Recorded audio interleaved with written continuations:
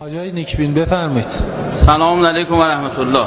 بسم الله الرحمن الرحیم. ماده سوم قانون اساسی بند 10 و 12. این احد تنگه ندارد که غنیمت ببرید، هر کسی همزه جگر نیست نماند برود. تنگه اقتصاد و معیشت مردم رو جدی بگیریم.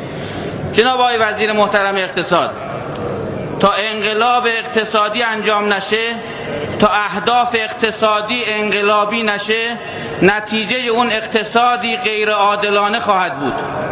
برای اقتصاد عادلانه بر پایه پیشرفت نه توسعه لیبرالی باید گام‌های دقیقی و ریلگذاری دقیقی انجام بشه.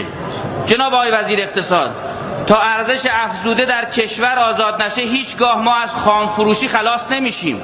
اقتصاد درست نمیشه وقتی ما 1 تن سنگ مرغوب ایرانی رو صادر میکنیم مثلا به قیمت 10 میلیون تومان و همون سنگ رو 10 گرمش رو وارد میکنیم به قیمت 10 میلیون تومان. این یعنی خسارت محض در اقتصاد. جناب آقای وزیر، من چه کنم؟ مرا تو راحت جانی و من تو را نگران، گناه کیست که من با تو هم تو با دگران. جناب آقای وزیر، مجلس و دولت برای همکاری و تعامل با هم داره کار میکنه.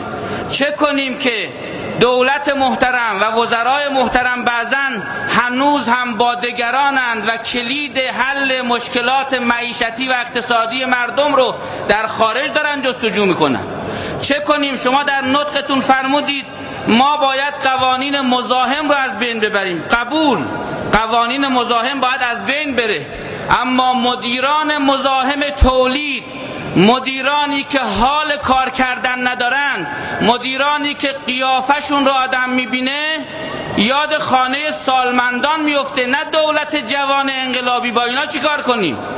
چه کنیم جناب آقای وزیر وقتی وضعیت معیشتی فرهنگیان، وقتی وضعیت معیشتی کارگران مقفول مانده شده؟ چه کنیم که دستور کار اقتصادی در کشور به سمتی داره میره که مردم مستمند و محروم در زیر چرخه اقتصادی دولت محترم دارن له میشن؟